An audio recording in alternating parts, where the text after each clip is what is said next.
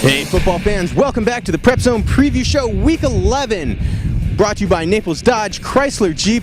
We are out at Golden Gate this week to set up the 10th annual Battle for the Gate. Now, this game, wrapping up the season, this is the epitome of playing for pride. So for more, we got Adam Fisher filling in for Coach Webb this week with his breakdown. All the playoffs have been decided. We're only playing for pride this week. Here's what we got to look forward to.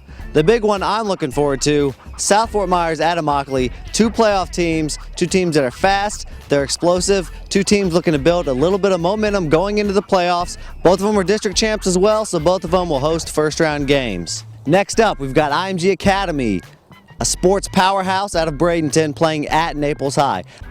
Naples, of course, is a district champion. They'll host a playoff game. Before that, they have to play one of the most powerhouse teams in the nation. IMG has players from 15 different states. They've got kids going to Alabama. They've got kids going to BCS schools. Naples, same thing, trying to build some momentum going forward into the playoffs. And of course, locally, probably the most important game is the 10th annual Battle for the Gate. This is a big game going forward.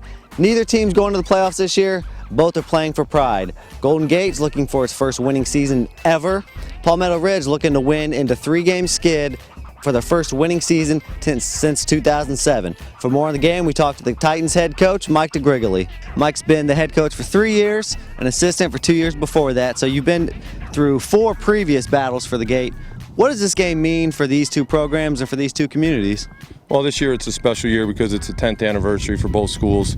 2004, the school opened up, and it's been a friendly rivalry for the last 5 years since I've been here. It's the end of the year. This game means a lot because we're both 5-4, and I'm sure we both want to go out with a winning record. Yeah, you guys, in 10 years or 9 previous seasons at Golden Gate, they've never had a winning record. A few 4-4 seasons. What would it mean to do that, to finish 6-4? In the past, we've had 3 5-5 seasons, and we've played some tough schedules, and we've had some great teams here. And I think it would be an honor to the seniors if we go out 6-4 this year. I think that's their goal. It would mean a lot to the community. I think that would open up the door for future teams to try to improve on that. 2 really good running backs in this game. Of course, your guy's a new guy, Isaiah DeHady, 944 yards on the season. Tell me about him and what he's done for you this season.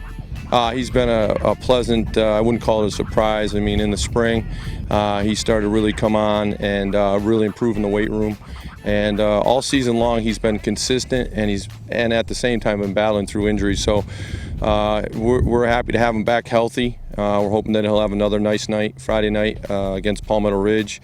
But he's definitely the key to our run game, along with the offensive line. I think it's a nice matchup. Ron Johnson is and has been a powerhouse for Palmetto for the last 3 years, and he's a guy that we're going to have to focus on defense stopping. Yeah, Ron Johnson, 3,000 career yards for Palmetto Ridge. He's been playing since he was a sophomore. This is his last ever high school game, so he's going to be fired up. How do you stop him? Well, you don't stop them. You just try to slow them down and have 11 guys run to the football, and that's what we'll focus on.